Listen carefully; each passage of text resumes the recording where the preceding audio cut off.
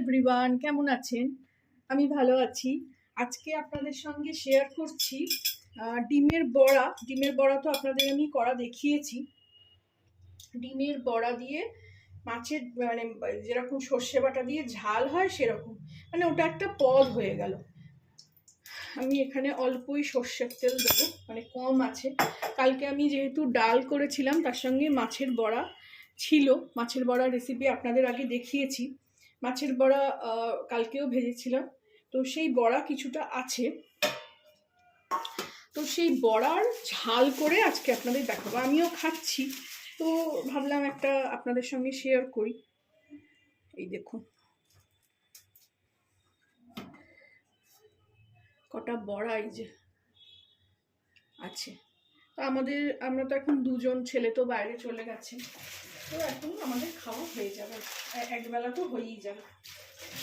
তো এখানে তেলটা গরম হচ্ছে, আর এখানে আমি ওই সানরাইসের সর্ষে গুঁড়ো পাউডার একটু গুলে নিয়েছি, নর্মাল জলে গুলে রেখেছি। আমি এবার এটা এখানে কোনো ফোড়ন দেবো না, আপনারা দিতে চাইলে দিতে পারেন কালো জিরে ফোড়ন, কিন্তু আমি কোনো ফোড়ন দিতে চাই না। ফোড়ন দিলেই টেস্টটা অন্যরকম হয়ে যায়। শুধু একটু কাঁচা লঙ্কা চিড়ে দিয়ে দেবো। কাঁচা লঙ্কাগুলো খুব ঝাল, এক একটা ভীষণ ঝাল। আপনাদের কিছু কিছু ভিডিওতে খুব সাপোর্ট পাচ্ছি, আবার কিছু কিছুতে যখন সাপোর্ট পাচ্ছি না তখন খুব মন খারাপ হয়ে যাচ্ছে। আমাকে একটু সাপোর্ট করবেন। এবারে আমি এটাতে কোনো আলু কিছুই দিচ্ছি না, টমেটো আপনারা চাইলে দিতে পারেন। এখানে সর্ষে গুঁড়োটা গুলে রেখেছিলাম, এটা দিয়ে দিলাম। এই দেখুন তলায় কতটা কালো ছিবড়ে এসে গেছে। এটা দিলেই মানে তেঁতো হয়ে যায়। এই দেখুন এটা দিলেই তেঁতো হয়ে যায়। এটা কেমন কেমন এটা ঝাঁঝ হয়ে খেতে খারাপ হয়ে যায়। এটাকে একটু ধুয়ে আবার একটু জল দেব।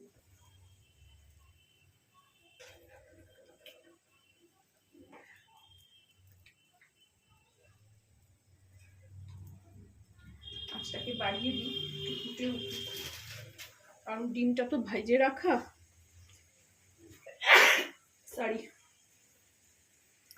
এই ধোয়া জলটা আমি আবার দিয়ে দেবো,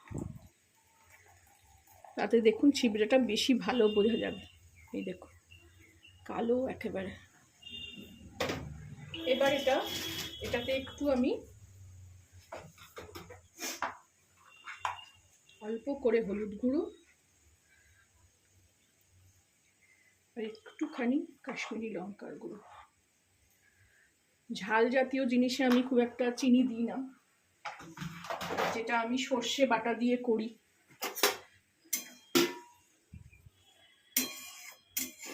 আমি না ছোটবেলায় দেখেছি, আমাদের জয়েন্ট ফ্যামিলি ছিল, তো এরকম বর্ষাকালে মাছ তো একবেলা হবেই হবে, ডিম একবেলা হয়ে যেত। ডিমটা তখন আলু দিয়ে পেঁয়াজ দিয়ে কালিয়া হয়ে গেল। আবার কখনো দেখেছি যেদিনকে মাছ হয়তো এলো না, ডিম আছে, কি ডিমটাই বেশি করে পেল, এই মাছের ডিম, সেদিনকে ওইটা এরকম ঝাল হয়ে যেত। তো সেই সব দিনগুলো মনে পড়ে যায়।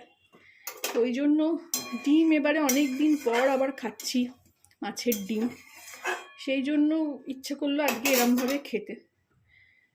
মাছের ডিমগুলো এবার আমি ছেড়ে দেবো, ভেজে রাখা ছিল। একটু ধনে পাতা হলেও ভালো হতো, কিন্তু এখন ওগুলো কিছুই নেই।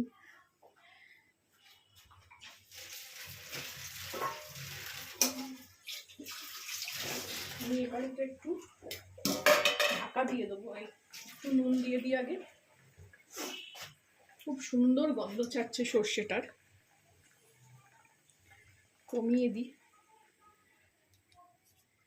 স্বাদ মতো নুন দিয়ে দেবো।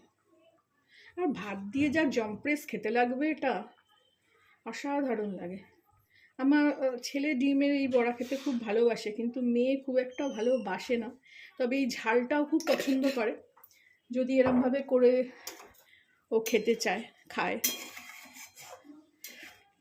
এটা একটু খানিকক্ষণ ফুটবে, কারণ ডিমের বড়াটা তো একটু নরম হবে। ওরা আবার না, এটাও ওই ডিমের বড়াটা যে নরম হবে, ভেতরে রস ঢুকবে, সেটাও পছন্দ না।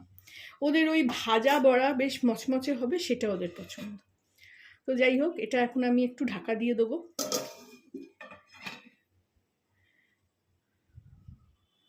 ফিরছি আমি এটা রেডি নিয়ে।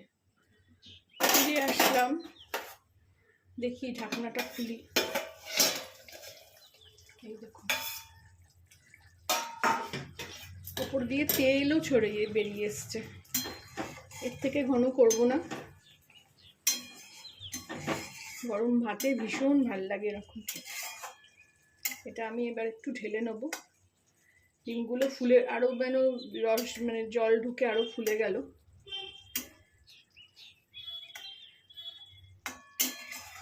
আপনারাও এইভাবে বানাবেন, খুব ইজি, রোজকার রান্না, একটা ডেলি রান্নার মধ্যে পড়ে। এখন তো বাজারে 20 ডিম পাওয়া যাচ্ছে। বর্ষাকালে এই ডিমেরই মরশুম, প্রত্যেকটা মাছের পেটেই ডিম, রুই মাছ, কাতলা মাছ। এটা আমি এবার বন্ধ করে দেবো, দিয়ে এটাকে এবার ঢেলে দেবো। সব জিনিসই আমি ধুয়ে রাখি, কিন্তু ইউজ করার আগে মনে হয় না আর একবার ঢেলে না নিলে, এই ধুয়ে না নিলে গরমের জ্বালায় আমি সব উল্টো পাল্টা বকছি।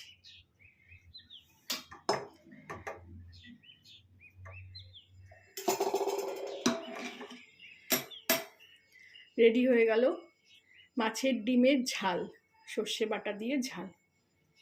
আপনারাও বানাবেন এরকমভাবে, আমি যেরকমভাবে বানালাম, আমি যেরকমভাবে শেয়ার করলাম।